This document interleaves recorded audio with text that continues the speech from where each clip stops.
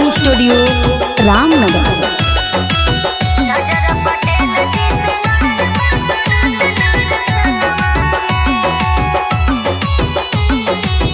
लागलू खुश कब पहलू हा धनी हो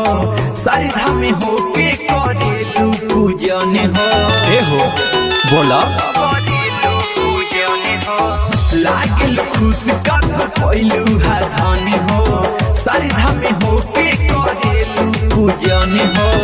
का कहीं जान बड़ा निक लगल बाबा के भवनमा में नजर पटेल जी से लड़ल बा करत दर्शनमा में का कहीं जान बड़ा निक लगल बाबा के भवनमा में नजर पटेल जी से लड़ल बा करत दर्शनमा में।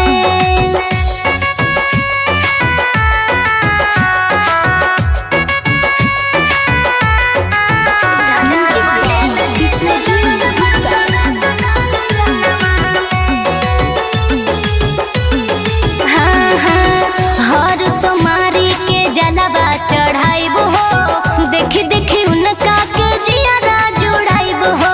अच्छा ई बात बा ऐसन पहलू का गइलू लुहा पवन जादू कइले तो पता पहिला नजर में हो देखते हो बस गइले मनवा में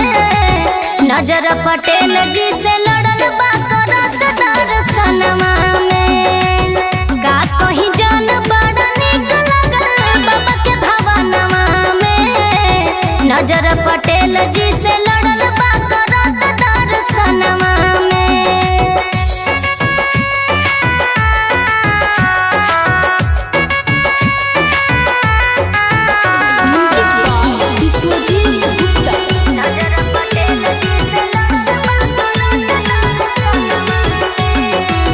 बाबा के मर्जी से जोड़ी बालागल देखे गुलशन उनके भगे मोर जागल। अच्छा बुझल बाबा दानी भोले दानी हवे उनकर मर्जी जो भी है बाबे चंदन कुंदन अब रहेले हमारे हो ध्यानमा में नजर पटेल जी